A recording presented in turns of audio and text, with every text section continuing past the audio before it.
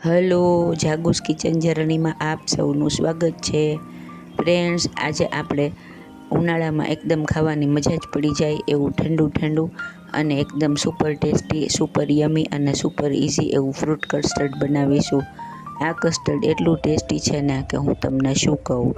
તો ચાલો શરૂ કરીએ. સૌથી પહેલાં આપણે 500 ml દૂધ લેશું. દૂધ અમૂલ ગોલ્ડનું ફૂલ ફેટ દૂધ જ લેવાનું છે. તમે કોઈ પણ કંપનીનું લઈ શકો, પણ એ ફૂલ ફેટ હોવું જોઈએ. હવે આપણે તેને એક વાસણમાં ટ્રાન્સફર કરી લેશું. મેં અત્યારે 500 ml દૂધ લીધું છે. તમે તમારી જરૂરિયાત પ્રમાણે લઈ શકો. હવે આપણે તેને મીડિયમ ગેસે સતત ચલાવતા રહેશું અને તેની સાઈડમાં મલાઈ વળે તો તેને પણ આવી રીતે અંદર લેશું. ગેસ ધીમો કરી અને દૂધને ઉકળવા દેશું. હવે આપણે કસ્ટર્ડની એક પ્યુરી બનાવીએ. આના માટે મેં અડધો કપ દૂધ લીધું છે. તેમાં 2 ચમચી કસ્ટર્ડ પાવડર મેં વેનીલા ફ્લેવરનો લીધો છે અને 2 મોટા ચમચા જેટલો મિલ્ક પાવડર એડ કરીશું અને તેને ડાયલ્યુટ કરી લેશું. આ દૂધ મેં અલગથી ઠંડુ દૂધ લીધું છે. તમે પહેલાંથી આમાંથી કાઢીને તે પણ રાખી શકો અને તે અડધો કપ છે. હવે આપણે અડધો કપ જેટલી ખાંડ ઉમેરીશું અને તેને પણ ડાયલ્યુટ થવા દેશું. ખાંડ એકદમ ડાયલ્યુટ થઈ જાય એટલે આપણે તેમાં રેડી કરેલું કસ્ટર્ડનું મિશ્રણ એડ કરીશું.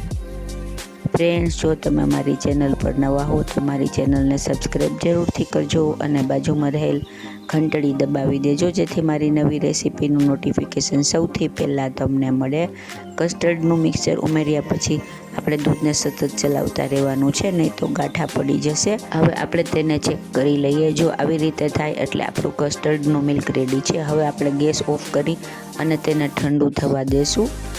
હવે મેં મિક્સ ફ્રૂટ લીધા છે. આમાં મેં દાડમ, કેળા, સફરજન, ચીકુ, કેરી અને દ્રાક્ષ લીધા છે. તમે કોઈ પણ ખાટા ફ્રૂટ સિવાયના ફ્રૂટ એડ કરી શકો. આમાં આપણે સંતરા, ટેટીસ, તરબૂચ એવું એડ ના કરી શકીએ.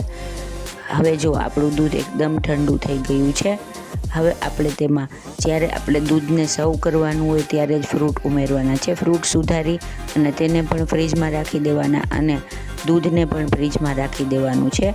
જ્યારે સર્વ કરીએ ત્યારે એડ કરવાનું છે. આમાં આપણે પાણીવાળા ફ્રૂટ સિવાયના કોઈ પણ ફ્રૂટ્સ એડ કરી શકીએ. તમારી પાસે જેટલા હોય તેટલા એડ કરી શકાય. ખૂબ જ સરસ લાગે છે. જુઓ, આપણું એકદમ સરસ અને એકદમ થીક એવું ફ્રૂટ કસ્ટર્ડ, એટલે કે આપણા ગુજરાતીમાં કહીએ તો ફ્રૂટ સલાડ રેડી છે. હવે આપણે ઉપરથી બદામની કતરણ એડ કરીશું. તમે આમાં પિસ્તાની કતરણ પણ એડ કરી શકો. ત્યારબાદ 2-3 કેસરના તાતણા એડ કરીશું અને સરસ ચલાવી લેશું. છે ને એકદમ જોરદાર, ખાવામાં એટલું જ મજેદાર છે. હવે આપણે તેને ઠંડુ ઠંડુ સર્વ કરીશું. ઉપરથી થોડા બદામ, કેરી અને દ્રાક્ષ ફરીથી એડ કરીશું. ઉપરથી થોડી બદામ એડ કરીશું અને 2-3 કેસરના તાતણા એડ કરીશું.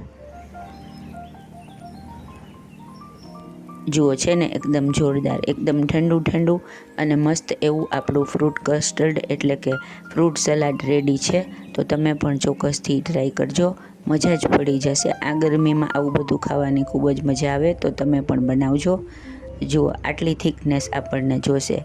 ફ્રેન્ડ્સ, જો તમને મારી રેસીપી પસંદ આવી હોય તો મારી ચેનલને લાઇક, શેર અને સબસ્ક્રાઈબ જરૂરથી કરજો.